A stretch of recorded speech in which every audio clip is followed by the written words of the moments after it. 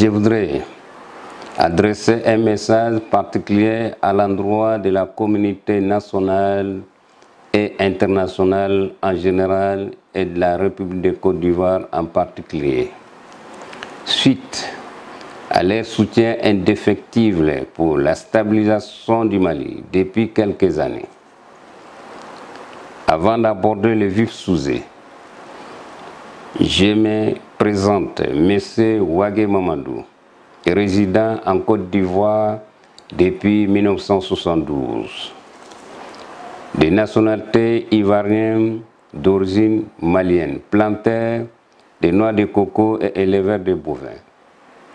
Par la suite, imam fondateur de la mosquée et d'une école confessionnelle Baba Wagué, 6 à Gonzague-Ville. En effet, je me permets d'intervenir au sujet des militaires retenus au Mali qui se posent entre la République de Côte d'Ivoire et la République du Mali.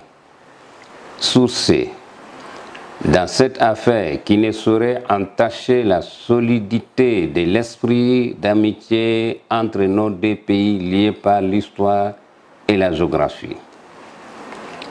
Si j'ai un mot à dire là-dessus, c'est inviter le père et le fils à reconnaître que dans la bouche d'un homme, il y a une langue qui est la génitrice des dents.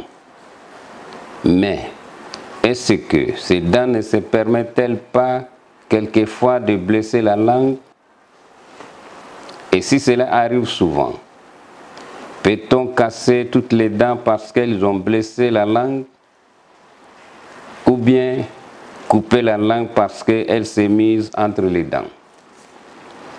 Je dirais non.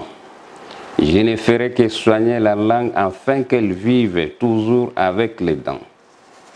C'est le problème qui se trouve aujourd'hui entre la Côte d'Ivoire et le Mali. C'est pour vous dire que ces deux pays sont comme la langue et les dents dans la même bouche. Si l'un est malade, l'autre ressent la même douleur. C'est pourquoi je voudrais inviter très respectueusement les deux parties à la grande sagesse et à la tolérance pour la résolution définitive de cette crise passagère, pour que nous puissions vivre harmonieusement bien et que nos peuples frères continuent de vivre dans la cohésion et l'entente. À cet effet, en tant que guide religieux, à mon nom personnel, je voudrais demander au président de la transition du Mali d'accorder la libération de mes 46 enfants militaires détenus au Mali depuis le 10 juillet l'an 2022. Puisque si ta maison brûle et que le voisin vienne au secours pour éteindre le feu, quelle que soit la manière de son arrivée, tu dois lui souhaiter la bienvenue ou lui faire retourner chez lui en camp de refus. Enfin, que cette nouvelle année islamique soit une année de prospérité, paix et de bonheur pour nos deux communautés sœurs. J'appelle nos compatriotes à cultiver l'apaisement et la retenue sur les réseaux sociaux.